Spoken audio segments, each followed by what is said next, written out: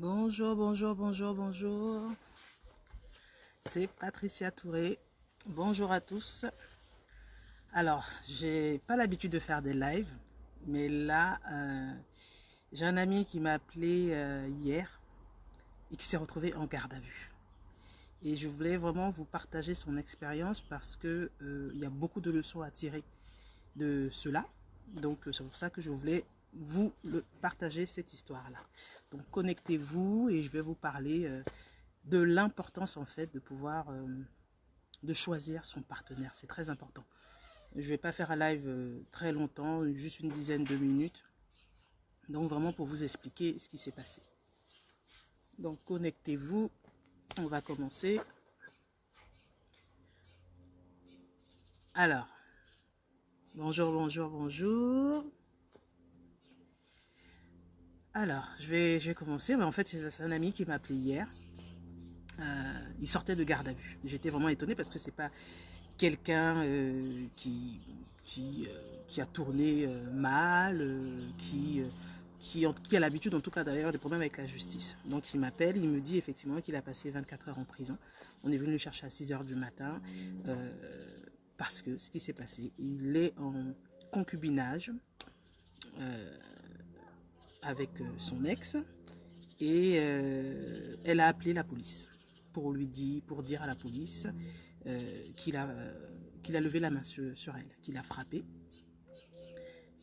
Chose qui n'est jamais arrivée, mais donc la police est venue chercher à 6 heures du matin, menottes, tout. Donc ils arrivent au commissariat, donc interrogatoire. Et en fait, il explique, donc la police demande qu'est-ce qui s'est passé, tout ça.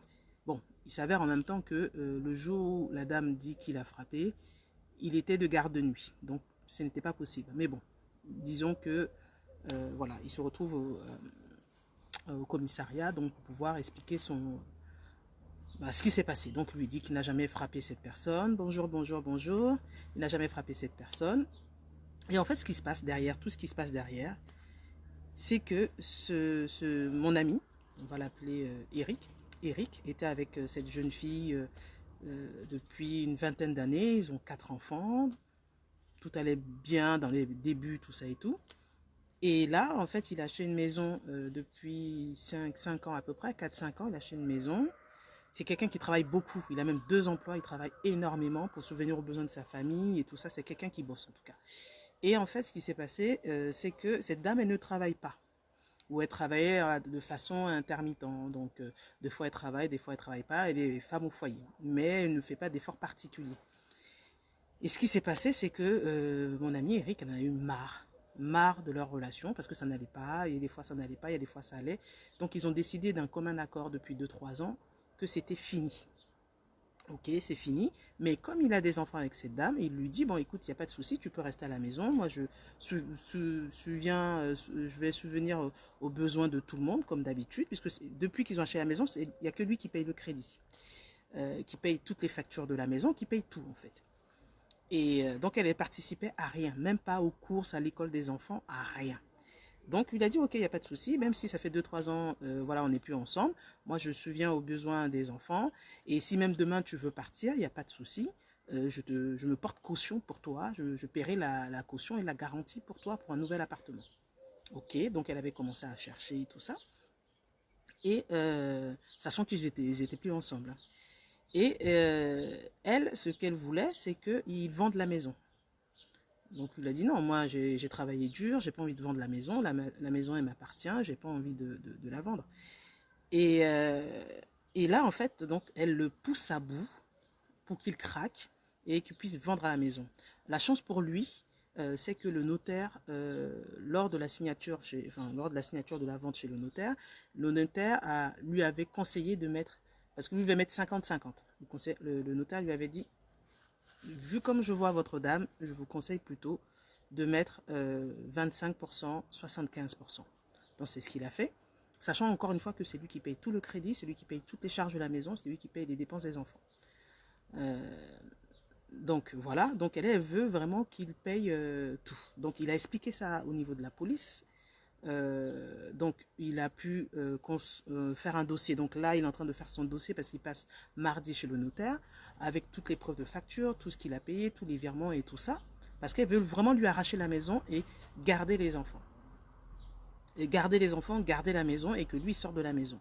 En temps normal, on peut comprendre qu'un homme se dise, bon, je laisse la maison avec les enfants, voilà, et tout ça.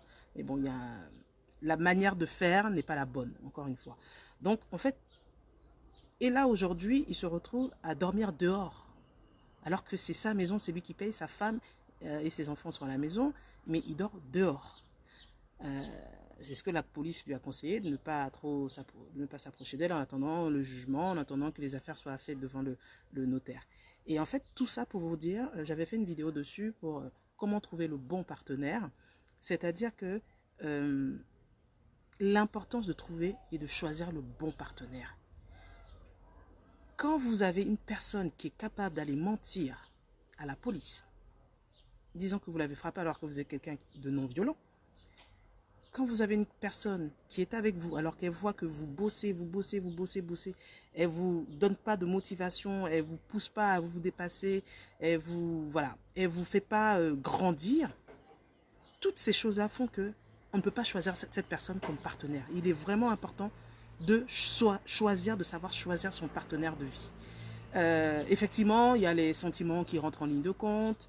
Il y a plein de choses qui rentrent en ligne de compte quand on choisit un partenaire, que ce soit un homme ou une femme, avec qui on va faire sa vie, avec qui on a des projets. Mais c'est vraiment important de regarder au-delà des émotions, au-delà des sentiments, au-delà, oui, je t'aime, moi aussi je t'aime, de savoir est-ce que c'est quelqu'un de responsable, est-ce que c'est quelqu'un qui est bosseur, est-ce que c'est quelqu'un qui va vous apporter encore plus, qui va rajouter de la valeur à ce que vous êtes déjà, est-ce que c'est quelqu'un qui va vous challenger, est-ce que c'est quelqu'un sur qui vous pouvez compter, est-ce que c'est quelqu'un sur qui vous pouvez fermer les yeux et vous dire, bon, je sais que sur ce domaine-là, je lui fais confiance. Il y a plein de critères à prendre en compte. Et c'est vrai que en général, quand on est amoureux, en fait, on tombe amoureux d'une personne et on ne calcule pas tout ça, on ne réfléchit pas à tout ça. Alors que le choix d'un partenaire va, va orienter votre futur. Réellement, le choix de votre partenaire va orienter votre futur. Donc, c'est vraiment important que ce soit une femme ou un homme d'avoir des critères, mais voilà, des critères de base, mais essentiel que ces critères-là soient respectés. Parce que si aujourd'hui, vous prenez par exemple une femme pour qui vous me dites que si je fais des enfants avec elle, c'est pas sûr que j'ai une bonne éducation pour mes enfants, tout ça, ne vous mettez pas avec elle. Si vous voyez que c'est un homme qui est paresseux, qui ne fait rien, ne vous mettez pas avec lui. Si vous voyez que c'est une personne, une femme par exemple, qui va vous dire oui, achète-moi tel sac de telle marque, à telle marque, qui va penser à dépenser votre argent au lieu de penser à investir, ne vous mettez pas avec elle. Il y a plein de critères ou de choses qui font que avec cette personne-là, ça ne matchera pas. C'est vraiment important de ressentir, d'écouter son intuition, d'écouter aussi sa logique quand on se met avec quelqu'un. Aujourd'hui, il me disait qu'il avait pensé à faire un drame, c'est-à-dire carrément même attenter à sa vie. C'est grave ça. Être comment dire, trahi par la mère de ses enfants. Être trahi par la mère de ses enfants. Bonjour à vous, bonjour, bonjour. Par la mère de ses enfants, c'est vraiment très, très, très grave. Donc voilà, je voulais juste faire ce petit live là pour vous expliquer que c'est important de choisir son partenaire. De ne pas regarder que les émotions, de prendre plusieurs choses en ligne de compte, parce que c'est vraiment très, très important. Et voilà, je voulais vous donner cette leçon-là et que j'espère que, je crois en tout cas, puisqu'il a le droit avec lui, qu'il aura gain de cause et qu'ils trouveront une solution tout cas, avec son ex. Donc voilà, je voulais vraiment vous partager avec ça parce que c'est une situation assez grave, assez délicate. Et il y a beaucoup de personnes qui se retrouvent dans ce cas-là. Donc c'est vraiment important de faire attention quand on choisit un partenaire. Donc voilà, c'était tout. À bientôt. Au revoir.